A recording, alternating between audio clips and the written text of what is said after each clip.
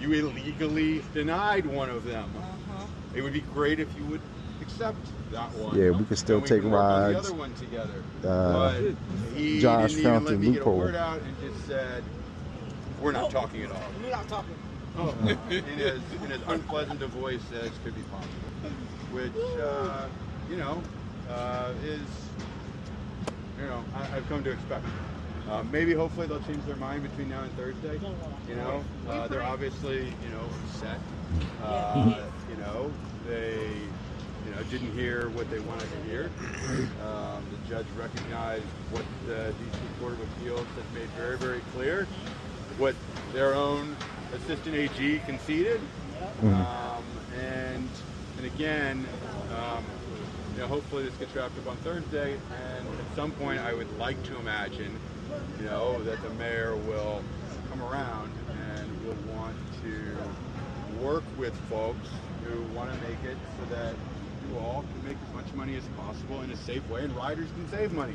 Again, this notion, again, we've gotten away from a lot of what this is really about, and that's what they're trying to do. You think that we were actually had an app that would make it easier for sex offenders to, molest children or something. Remember what I was saying? You haven't That's heard that bullshit. a single person in the government suggest that they think actually that drivers working for themselves is somehow a problem. And that you all shouldn't be allowed to work for yourselves and compete with companies like Uber, because there's no argument to suggest that. I mean, who's going to get up and say, no, I think that drivers have to work for Uber? No one is going to say that. And who is going to stand up and say, you know what, I think that riders should pay more for rides, right? I think that would be a pretty unpopular position to take. And look, they're pissed also because the further this goes, the closer it gets to the June primaries, and the more power and the more folks that are using the app, the bigger the megaphone that we have, and the more likely it is that they're not going to get reelected.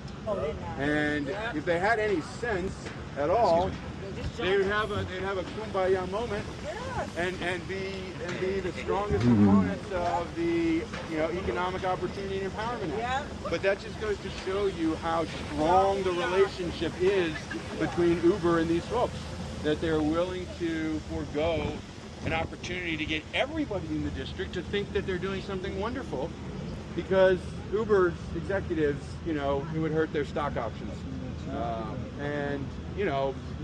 Again, like I said at the last rally, it makes me really sad more than anything that